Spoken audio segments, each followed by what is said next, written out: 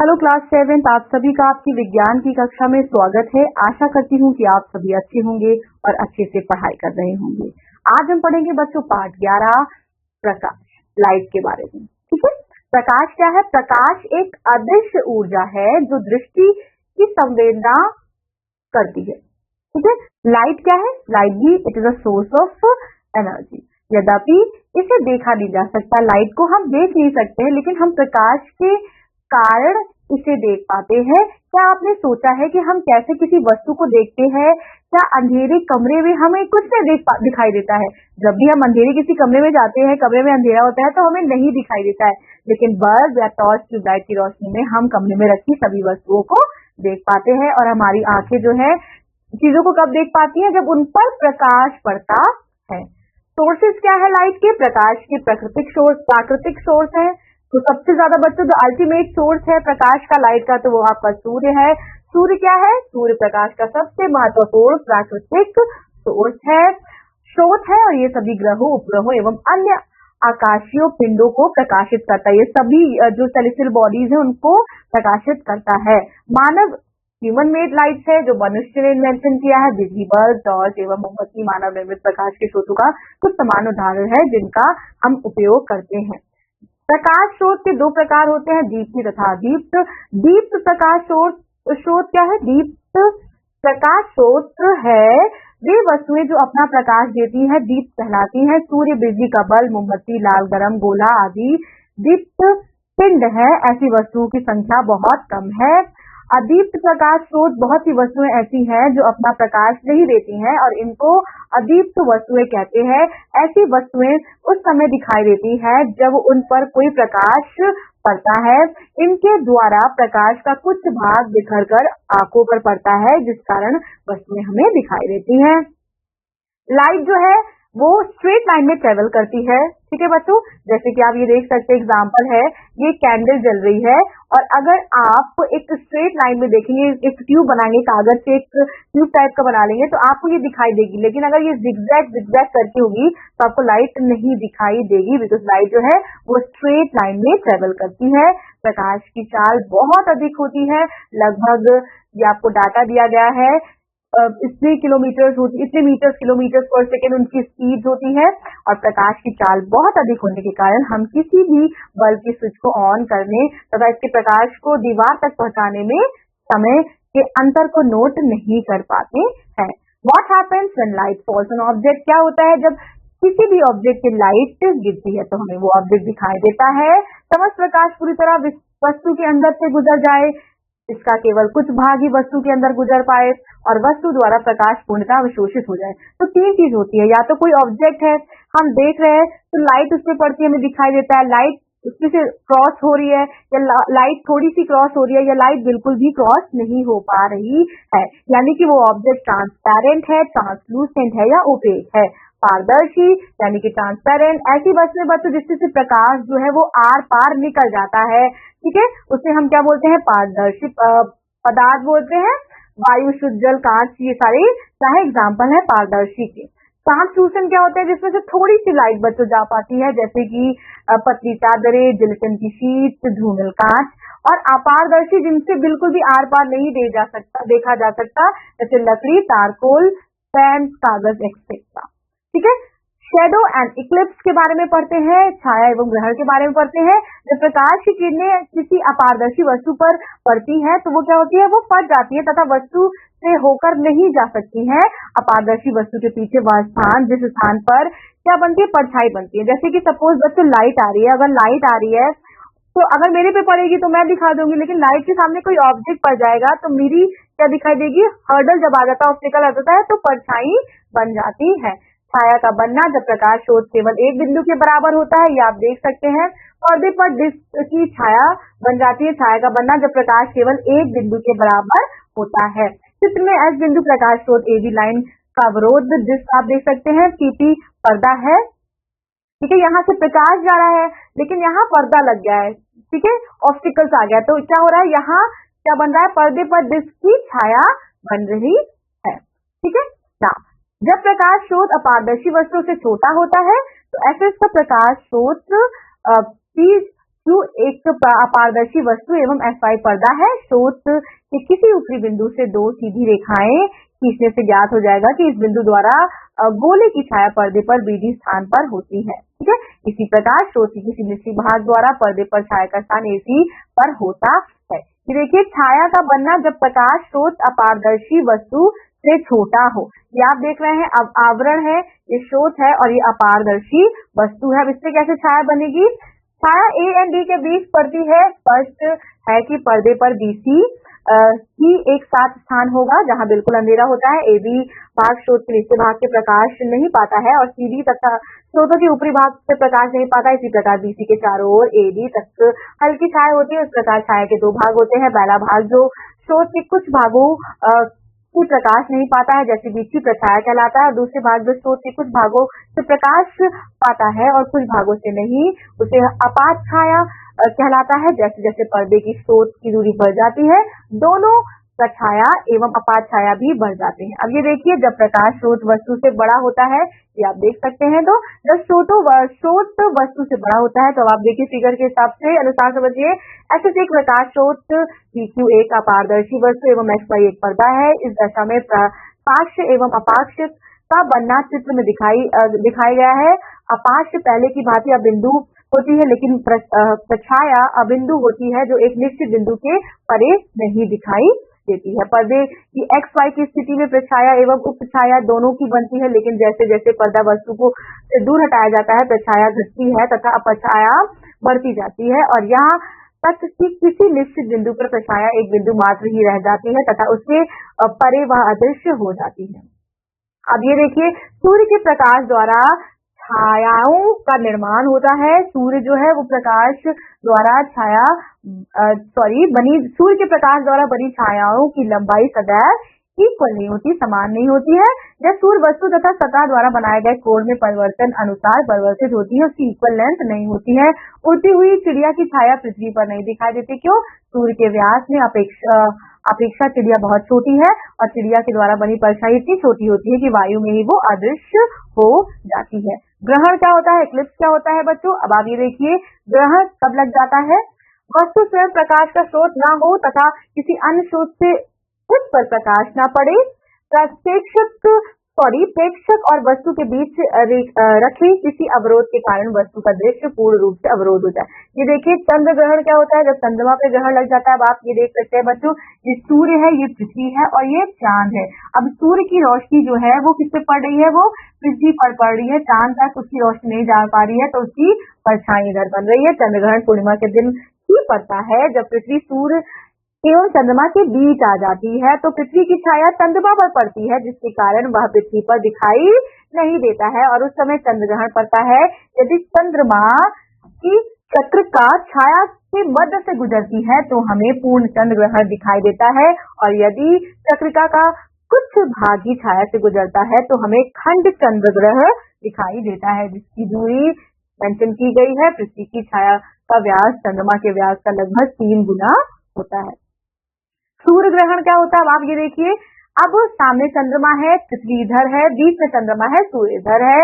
प्रछाया कोण में रहने वाले व्यक्तियों को सूर्य दिखाई नहीं देता है, इसलिए उनके लिए पूर्ण सूर्य ग्रहण होता है। ठीक है, उस छाया जो है रहने वाले व्यक्तियों के लिए आंशिक ग्रहण होता है। यदि चंद्रमा की प्रछाया का केवल कुछ ही पृथ्वी को स्पर्श करता है, तब वलयकर सूर्य ग्रहण दिखाई पड़ता है और प्रत्येक पूर्णिमा को चंद्र ग्रहण नहीं होता है और प्रत्येक अमावस्या को सूर्य ग्रहण नहीं होता है। Very important point.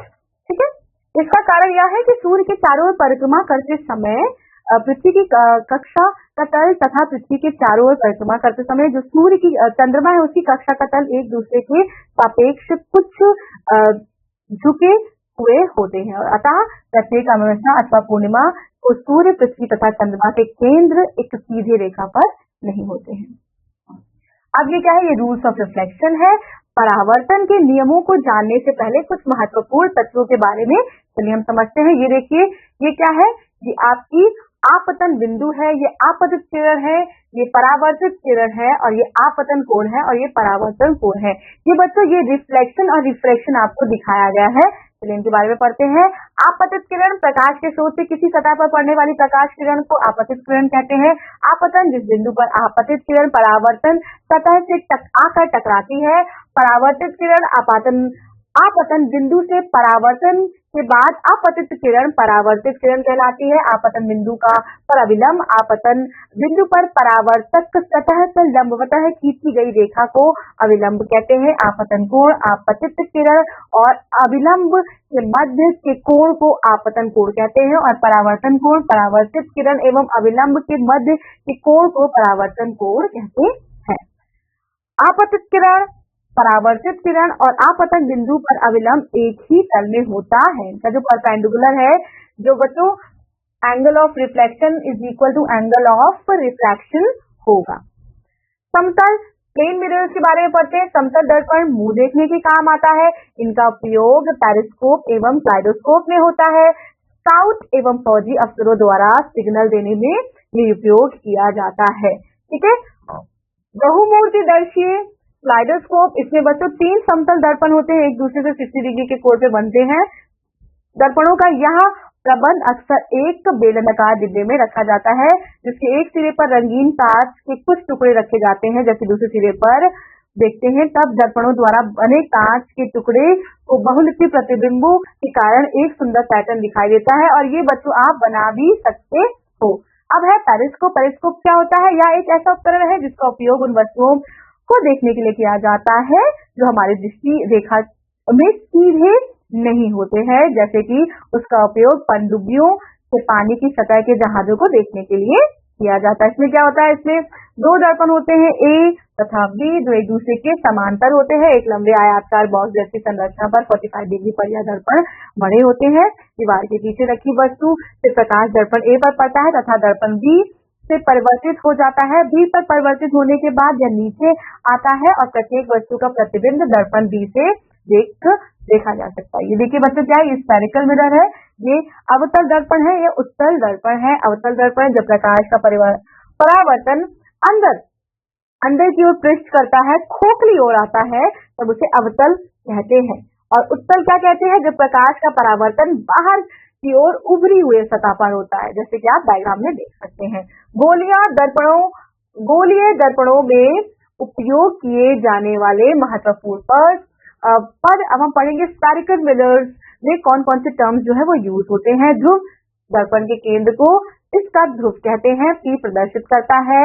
वक्रता केंद्र, गोले का केंद्र जहां दर्पण बनता है वो वक्रता केंद्र कहलाता है। मुख्य अक्ष, दर्पण के वक्रता केंद्र C एवं ध्रुव P को मिलाने वाली रेखा को दर्पण का मुख्य अक्ष कहते हैं। वक्रता त्रिज्या, ध्रुव तथा वक्रता केंद्र के बीच की दूरी, उनकी डिस्टेंस है, उसको वक्रता त्रिज्या कहते हैं। F is equal to R/T।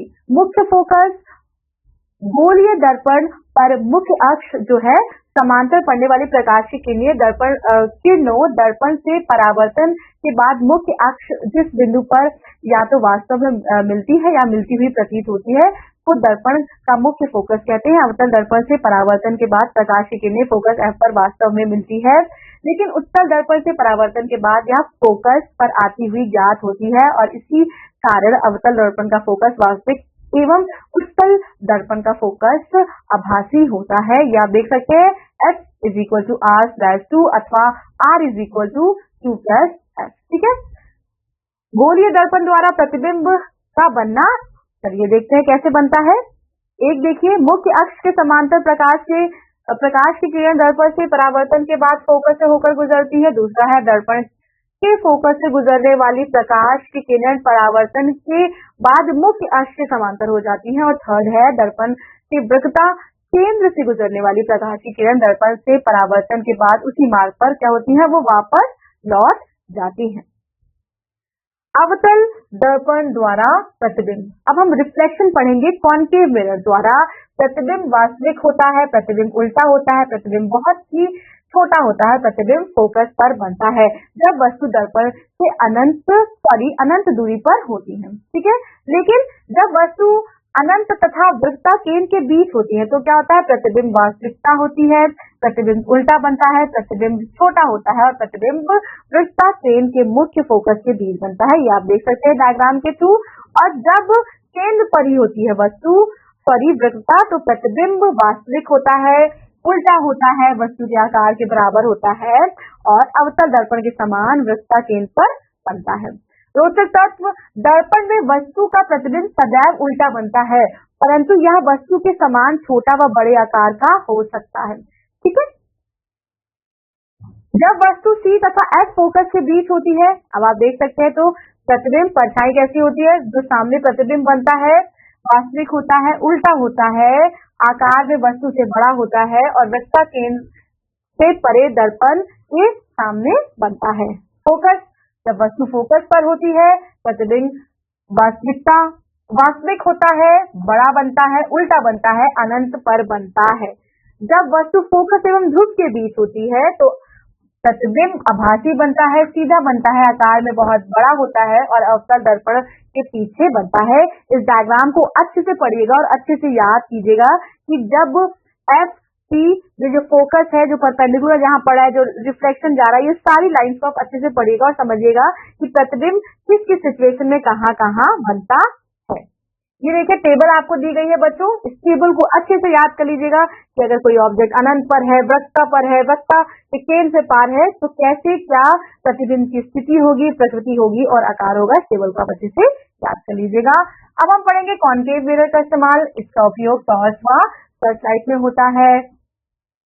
दंत विश्लेषक इसका उपयोग करते हैं। दूरदर्शी यंत्र अवतल दर्पण का प्रयोग करता है। अधिक फोकस दूरी और बड़े द्वारक का अवतल दर्पण हजामत बनाने के काम आता है। और टेबल लैंपों के शेड में अवतल दर्पण लगाने से थोड़े स्थान को अधिक प्रकाशित किया जा सकता है। ये देखिए उत्तल दर्पण, image formation by convex mirror. तो उत्तल दर्पण के सामने वस्तु कहीं भी रखी हो, उसका जो प्रतिबिंब है दर्पण के पीछे बनता है, प्रतिबिंब दर्पण के पीछे बनता है। और यह प्रतिबिंब सदैव कैसा होता है, आभासी सीधा आकार में होता है, वस्तु से छोटा होता है। यदि वस्तु अनंत पर रखी जाती है तब प्रतिबिंब मुख्य अक्ष पर बनता है और अन्य में किसी भी स्थिति के लिए प्रतिबिंब दर्पण के पीछे ध्रुव और मुख्य फोकस के बीच ही बनता है। यूजेस क्या है, इसका उपयोग साइकिलों एवं स्वचालित वाहनों में ड्राइवर द्वारा अपने पीछे के वाहनों को देखने के लिए किया जाता है। बाजारों एवं गलियों में लगे लैंपों का प्रकाश उत्तल दर्पण से परावर्तित होकर अपसारी किरण पुंज के रूप में सड़क के किनारे काफी क्षेत्र को प्रकाशित करता है। Effects of light and plants on other living organisms. तो पौधे अपना भोजन संश्लेषण जो फोटोसिंथेसिस का प्रोसेस है करने के लिए प्रकाश ऊर्जा का उपयोग करते हैं और प्रकाश सजीवों के लिए उद्दीपक का कार्य करते हैं। ठीक है, किसी प्रकाशनवर्ती पौधे का प्ररोह अग्रस्त प्रकाश की तरफ अग्रसर होता है। तिलचट्टे, कॉकरोच और केचुए जैसे जंतु प्रकाश से दूर अंधेरे क्षेत्र की ओर भागते हैं। आपका पाठ यहाँ समाप्त होता है। पाठ के दिए गए महत्वपूर्ण तथ्यों को आप अच्छे से पढ़िएगा, जितने भी डायग्राम से अच्छे से उन्हें प्रैक्टिस कीजिएगा। मैं आपसे मिलूंगी आपकी अगली विज्ञान की कक्षा में। तब तक के लिए अपना ख्याल रखिए, खुश रहिए।